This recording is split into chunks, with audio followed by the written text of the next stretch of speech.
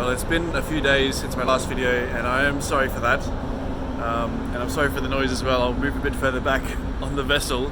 But I've just been having too much fun in Greece, actually. It's been a really great couple of days off the bike, resting and exploring the city with some new friends.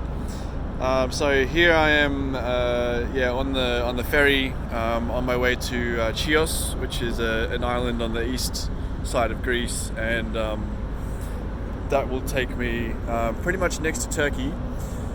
I have a couple of days left in my Schengen visa, so that should be enough to get me from Chios to Izmir.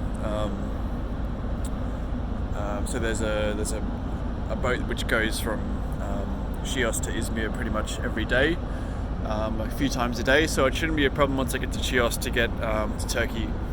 I've got my visa for Turkey and that's all sorted, so it shouldn't be a problem. But anyway, I won't talk too much about what's happened the last couple of days, because those are rest days, and these videos are supposed to be about what happened on my cycle days. So I'll have to try and remember what happened a few days ago. So apologies if my memory is a little scattered, or some details are a bit exaggerated. Before getting into Athens, I woke up quite early on that hill with the chapel that I wild camped at in Megara, or near Megara, and I ended up having quite a restless sleep, actually, because of the Chinooks and the helicopters just kept circling around the mountain most of the night, and I kept wondering if they were going to jump down and arrest me for something. But no, it was fine. And then there was quite a few people who kept coming up the hill, and I was surprised because it was like 9 or 10 o'clock at night, and apparently it's a popular spot for young kids to come up and drink and play music and stuff. So it was actually not as peaceful as I was hoping. And sometime around midnight I woke up, and there was what sounded like a boy and a girl flirting and maybe kissing close to my tent in the parking lot. So I'm guessing they didn't know that I was there, but I just stayed silent and tried not to ruin the moment for them, and went back to sleep. I woke up and I caught the sunrise over the Megara, which was just amazing and so good. The last couple of days of wild camping, I've been catching the sunset and the sunrise every day, which has been really cool. It's pretty easy here in Greece because the sun sets at 7:30 and it rises at 7:30 as well, so you can be up. You can get up at 7 and you can still see the sunrise, which makes it pretty easy, because I don't really usually catch many sunrises. So I set off and headed down the hill towards Athens. My front derailleur, I don't know what happened during the night, but somehow, like, coming down the hill, it managed to sort of fix itself. So I was able to get into the middle ring, and then eventually into the big ring as well, with some coercing. So that was good, because I ended up having to ride on some quite busy roads and highways on the way into Athens. So it would have been even more stressful with only one gear. But anyway, I'm getting ahead of myself, because there was 2 ferries I had to catch to get to Athens, and the first one was pretty shortly after where I camped. So I just went down the hill. I went past the military base again. I got some really nice views of the Chinooks, which had kept me up all night, and I took some more photos of them. So bad luck, mate. And so I continued and got to the ferry terminal, and the ferry was just leaving as I arrived, but that was alright, because I got to sit down and have a coffee and chat with the owner of the cafe, who was very friendly, and let me charge my phone for a little bit, which was nearly dead at this point after a couple of days of the wild camping. And the next one came along, and it was fairly uneventful. It was fun to be on a ferry again, even though I'm on another one at the moment. And I should probably show you the sunset before it goes down, because it's about 20 past 7 here, so the sun theoretically set about 20 minutes ago. So I've just been watching that. So yeah, pretty cool. It's a pretty big boat that I'm on here. I'm not sure how many passengers there are, but there's probably room for at least a few hundred, if not 1,000. Yeah, it's a pretty big boat, and there's a pretty cool one over here as well. It's called the Hellas Liberty, so I guess that's Greek freedom, something like that. Anyway, back to the story. So I caught the first ferry. It was uneventful. Got to the other side, and I was on a small island, kind of between mainland Greece and Athens, and so I cycled across that pretty quickly. It was again fairly uneventful, although it was very windy, and I was battling headwinds the whole way. And with the frame bag, it turns into a bit of a sail when there's a crosswind, so I was kind of veering back and forth off the road a little bit. Not too bad. Like, again, these details are a bit exaggerated. It wasn't too bad. And I got to the next ferry terminal, and there's just no signs at all in Greece. It's a bit like Italy, maybe worse, I'm not sure. But I rocked up to the ferry terminal, and there's like just dozens of huge ships, like, you know, probably 100 meters long, most of them, and yeah, about the same size as this one probably. Mainly for cars, and it really puts Australia to shame, because I have never seen that many ships in one spot before in Australia, not even in Sydney. But I was looking for, you know, there was a couple of places where you could buy tickets, so I just went up to the first one and asked where the ticket booth for Athens was, and she just pointed me to the next one, which I went over, got the ticket. I think it was like, I don't know, €6 or something. It was pretty cheap for just a passenger. And then I cycled off again. There was no sign, so I just rode past people who looked like they were working on the boats and just shouted out, Athens, and yeah, they pointed me to the right one, and I jumped on, and that was it really. So we had a bit of a cruise over the bay on the way to Athens, and I thought the boat was going to drop me at the port of Piraeus, which is where I am now, to catch this ferry, but actually it dropped me like probably 10 kilometers west, maybe a bit less, but something like that, of a more western port of the city, which meant quite a long ride to get to Piraeus, and then another long ride to get to the hostel where I was staying. So yeah, like I'd heard stories that Athens is not a great place for bikes, and yeah, it's very true. Like it's a terrible city for biking. Just there's so much traffic, and I was riding on the highway quite a lot, and there was big trucks, and I was just like, there was no shoulder. I shouldn't have even been on the highway, but I couldn't figure out another way to go. Google Maps was routing me that way because I thought I was a car, and there's no bike setting here in Greece. It's just cars and walking, and I didn't have any internet, so I couldn't. I was forced to act as a car basically, which is not fun on a highway. So I eventually made it to Piraeus, and I sat down and had a coffee at the coffee shop on the corner, just to like chill out for a minute and book the hostel actually, using the Wi-Fi. And I just sat there and like just parked my bike on the intersection.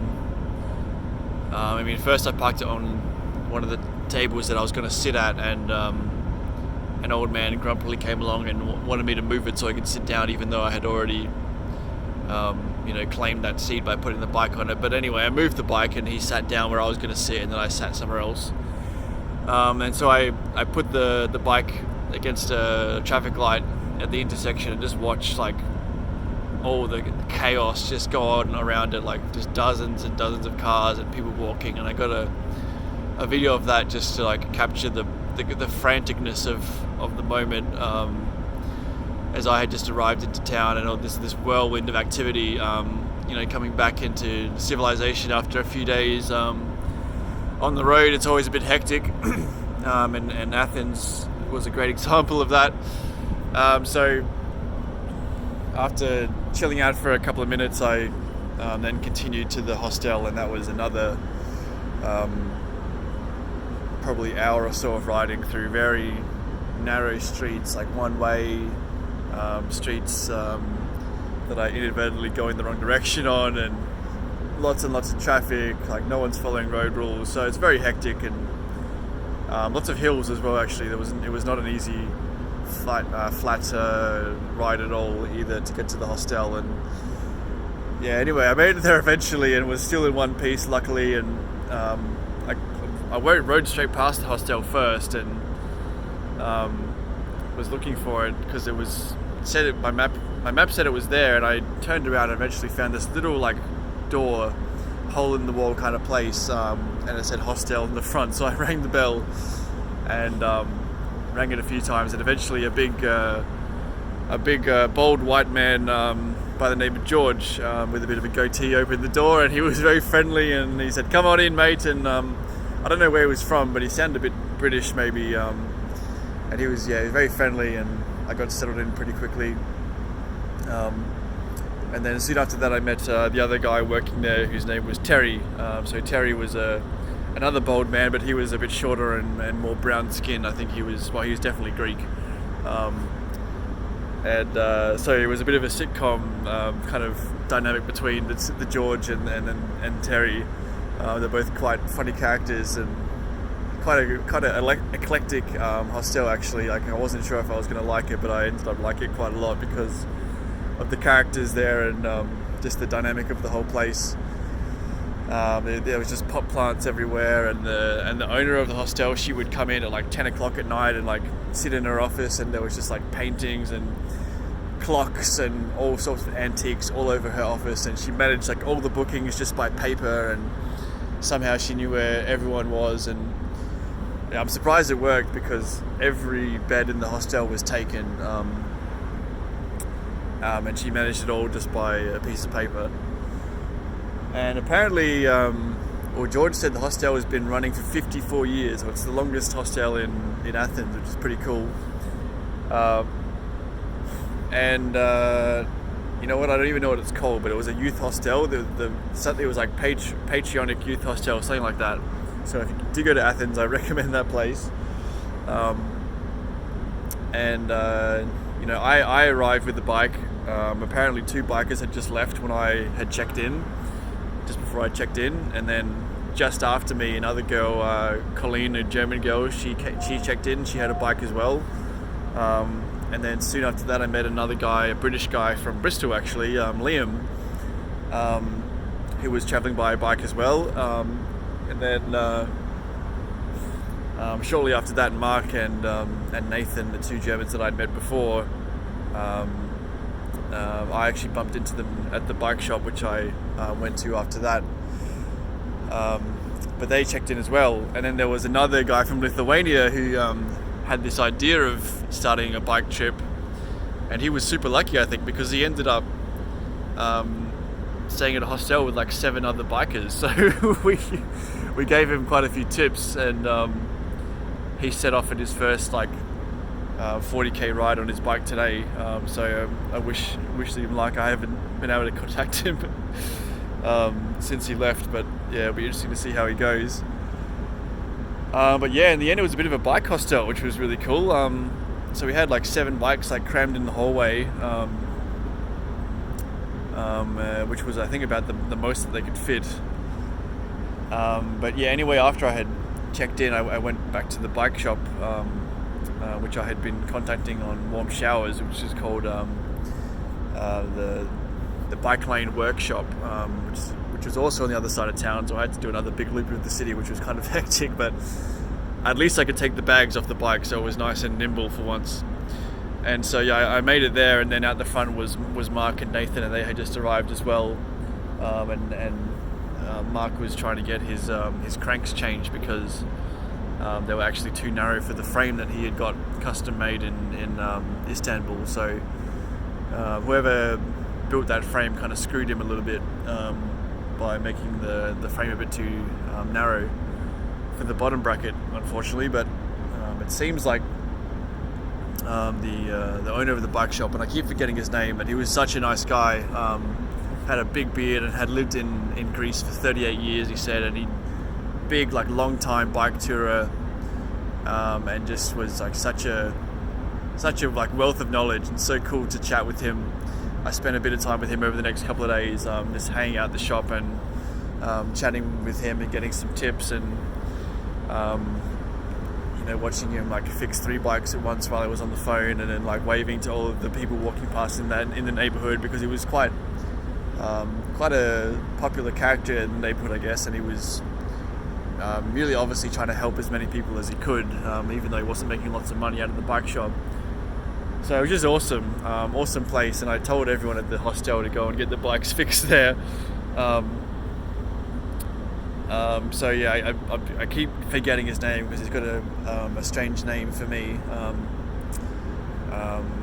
But yeah, I met him, and he took my bike to service it and change the chain and the sprocket, and he did like a full service of everything and fixed the front derailleur. So everything was good in the end. Like after he looked at it, it was not anything too problematic to fix.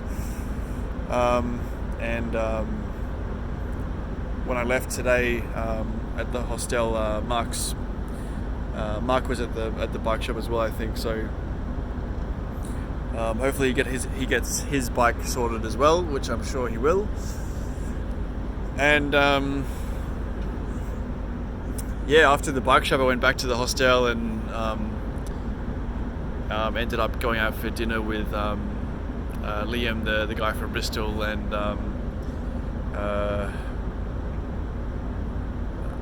Vitius. I don't know. I'm sorry. I'm getting your name wrong. But the Lithuanian guy. The 3 of us had dinner together. We had a couple of Euroses and some ouzo and some beers at a Euros joint down the road from the hostel, and we tried to like impart as much knowledge as we could to the Lithuanian guy before he set off on his new trip, which was cool. Really enjoyed all the people that I met. Colleen and I ended up hanging out the next day, going and doing some sightseeing in town, and I went and voted for the referendum, which was really good. I was able to do that, which was fairly uncomplicated in the end, which was really good. Glad to be able to vote yes on that referendum, and really hope that it goes through. Was surprised to see a number of other Australians in the voting poll as well, voting booth, and everyone seemed pretty excited about voting yes. So that's a good sign, but we'll see what happens with that. I've done all I could, I guess, and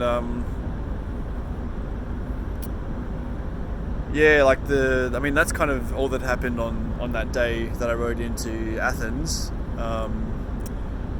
So yeah, the next couple of days I won't talk too much about, because there were rest days. But yeah, here I am on the ferry heading to Chios, excited to get into Turkey and to start the next segment of the trip. Maybe it will be the last, maybe it won't, I'm not sure. Still thinking. And it'll be the first country out of Europe and actually into Asia, so that's pretty cool. So I'll leave it at that, and I'll talk to you probably when I'm in Turkey. So bye.